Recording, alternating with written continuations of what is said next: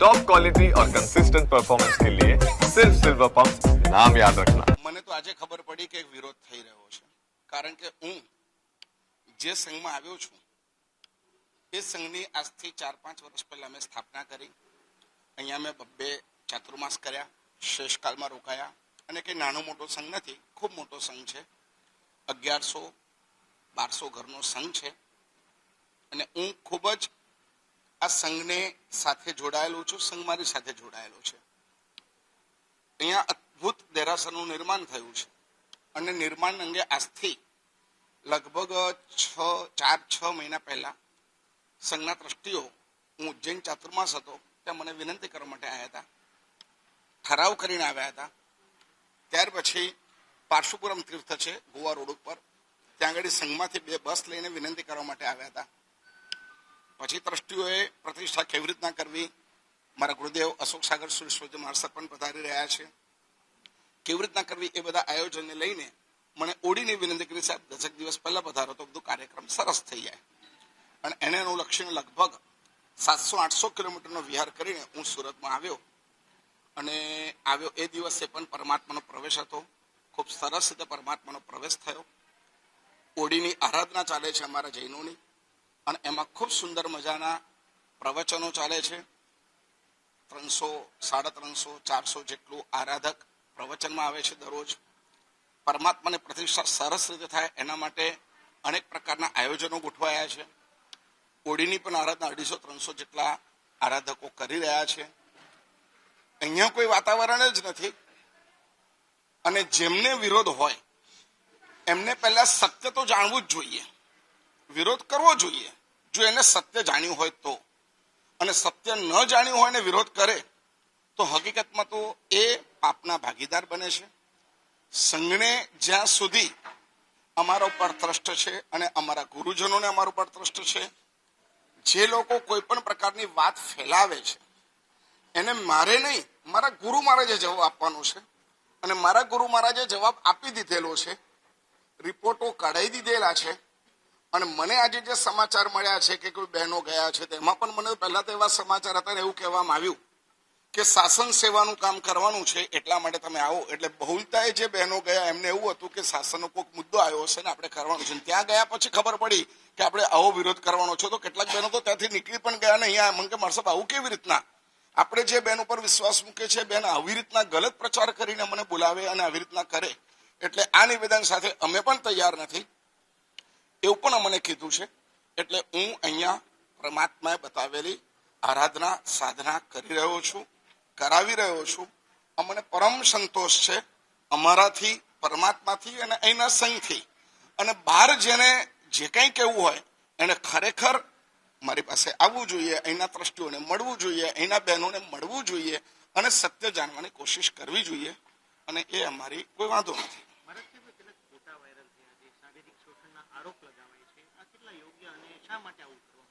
હવે એ તો જેને કર્યું એને વિચારવાનું છે અમે કેમ કરી રહ્યા છે.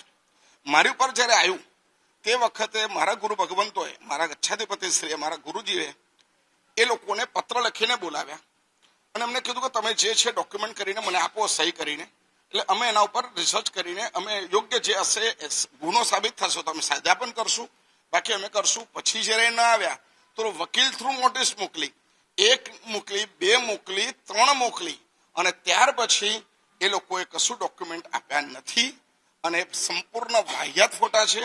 ત્યાર પછી એમને જે અમને મોકલ્યા હતા એ ફોટાઓ ડોક્યુમેન્ટ, એટલે અધિકૃત રીતે નહીં, અનધિકૃત જે મોકલ્યા હતા એના ઉપર અમે ફોરેન્સિકમાં બધા, અને એ અમે એમને કીધું કે અમે 5/3/2025 સુધી તમને રાહ જોઈએ છે, પછી અમે ફોરેન્સિક લેબમાં મૂકશું અને એનો રિપોર્ટ જે આવશે તમારે મારે બંનેને માન્ય કરવો રહેશે. અને રિપોર્ટ અમારી પાસે આવી ગયો.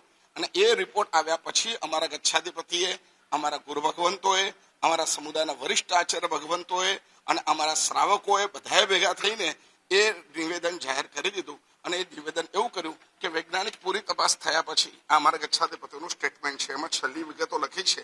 વૈજ્ઞાનિક તપાસના નિષ્ણાતો દ્વારા મળેલા રિપોર્ટ મુજબ હવે આચાર્ય સાગર બાબતે કોઈ વિવાદ રહેતો નથી. છતાં હજી જો એમને બદનામ કરવાના પ્રયત્નો કરવામાં ચાલુ રહેશે તો એમના પર અદાલત સામે બદનક્ષી બાબતે કાનૂની કાર્ય કરવાની ફરજ પડશે. કચ્છાધિપતિ નરદેવ સાગર સુરમાર, અશોક સાગર સુરમાર સાહેબ. પછી અમારે કશું રહેતું નથી. આ રિપોર્ટ છે અને એ રિપોર્ટમાં જેટલી ઇમેજ છે એ બધી ઇમેજને અમે જસ્ટિફાઈડ કરાઈ છે. રિપોર્ટ જેને જસ્ટિફાઈડ કર્યું એટલે જે લોકોએ કર્યું એમને ત્યાં સુધી અમને કીધું છે કે આ કયા ઈરાદાથી કેમ કરવામાં આવ્યું છે તો હવે ખુદ જ જાણે. બાકી તો બિલકુલ વાહિયાત અને આ બધા રિપોર્ટ છે.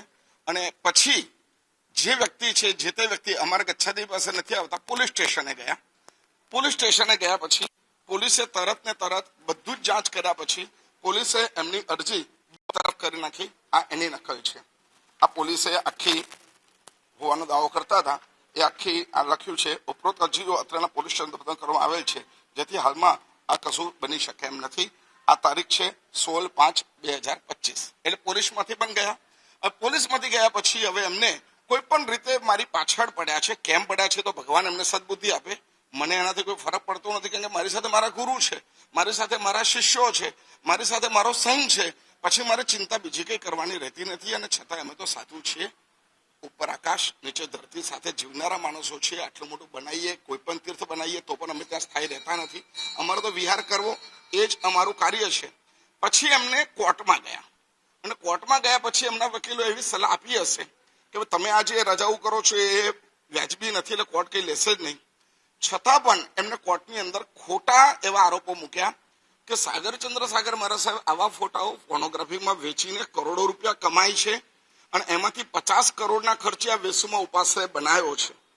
આવું એમને જયારે કોર્ટમાં લખ્યું ને એમ કરીને 50, 100, 200 કરોડ રૂપિયાની વસ્તુ બતાવી એટલે કોર્ટે કેસ હાથમાં લીધો હશે. પરંતુ હજી સુધી દુનિયામાં વાયરલ થયેલી નોટિસ મને મળી નથી. જ્યારે દુનિયાને કે જગતભાઈને પણ ખબર છે કે હું સુરતમાં છું, મને મળી નથી. હવે મને મળી નથી એટલે હું સહી કરી શકું નહીં, હું વકીલનામું કરી શકું નહીં, એટલે વકીલ રાખી શકું નહીં. એટલે કોઈ પણ દિવસ કોર્ટે પણ સમન્સ આપ્યું હોય, નોટિસ આપી હોય તો એને પહોંચાડવાની જવાબદારી એમને આપી છે. તો મને પહોંચાડવી જોઈએ. વોટ્સઅપ પર વાયરલ કરવું એ કેટલા અંશમાં યોગ્ય છે તમે તો મીડિયાના જાણકાર છો એટલે તમને પણ ખબર હશે કે નોટિસો વાયરલ કરવાથી કોઈ મતલબ રહેતો નથી. એટલે મને હજી કોઈ નોટિસ મળી નથી એટલે અમે કશું કરી શકતા નથી. કોણ તમારી પાસે બેનામી સંપત્તિ છે એવા આક્ષેપ કરે છે, આ વાત કેટલી ખરી? હવે તો અમે દીક્ષા લીધી છે, અમારું ખાતું નથી, અમારા શર્ટમાં કોઈ પોકેટ નથી, અમારું ખિસ્સું નથી. અમારે હવે તપાસ કરવી તો હું તો વેલકમ કરું છું, તપાસ કરે. અને આવા આરોપો તમે સાધુ પર કરશો તો સમાજમાં યંગસ્ટરને સાધુ પ્રત્યેની શ્રદ્ધા શું રહેશે? જે બહેનો કે જે ભાઈઓ બીજી આડી અવડી લાઈન પર જાય છે એના કરતા મારી સામે, મારા ગુરુજનોની સામે મળીને બેસીને રૂમમાં બેસીને વાત કરવી જોઈએ. ધર્મને વગોવાથી બહુ મોટા પાપ થાય છે અને શાસન નામે ધર્મને વગોવાની વાત તો કેટલી ખરાબ છે. આજે પણ જે કંઈ એમને કર્યું છે અહીં બેસીને વાત કરી શકે. એના માટે પોલીસ કમિશનર પાસે જવાની જરૂર નથી. અમારા ગચ્છાધિપતિ છે, અમે છીએ, અમારી પાસે આવ્યા વગર, અમારી કશું જાણકારી મેળવ્યા વગર એ ત્યાં જઈને ઉભા રહી જાય એ કેટલા અંશમાં વ્યાજબી છે એ તો તમને બી ખબર પડતી હશે. બોલો ને. હું તો એ જ સંદેશ આપું છું કે ભગવાન મહાવીરના પ્રત્યેક વેશધારી સાધુ એ અત્યંત પવિત્ર હોય છે અને એટલી સરસ રીતે ધર્મની આરાધના પ્રચાર કરતા હોય છે. એના પર શ્રદ્ધા રાખવી જોઈએ. આવા લેભાગુ માણસો એ ગમે તેવો પ્રચાર કરે, મીડિયાના માધ્યમે વાયરલ થતી હકીકતોને સત્ય માનીને આપણી ધર્મ પ્રત્યેની શ્રદ્ધા એ દૂર કરવી ન જોઈએ. કારણ કે જે માણસ આ કરી રહ્યો છે એ માણસે શું કર્યું છે એ તમને બતાવું છું. ત્યાંના સંઘના જે ત્યાં સંઘ છે, જે સંઘમાં છે એ માણસો જોઈ લો. એમને લખેલું છે, આ પ્રમુખ છે કેતનભાઈ, કે અમદાવાદ ક્રાઇમ બ્રાન્ચે ધરપકડ કરી જેલમાં મૂક્યા કેમ કે બીજે મેડિકલ કોલેજના 95 નિર્દોષ ડોક્ટરોના ખોટા રિટર્ન ફાઇલ કરી દીધા હતા. આવા ક્રિમિનલ માણસે જૈન શાસન સુકાન કેવી રીતના સોંપાય? વિશ્વ નંદીકર જૈન સંઘને, રાજનગર જૈન સંઘોને તેમજ સર્વે ધર્મ ભક્તોના સહયોગની જરૂર છે.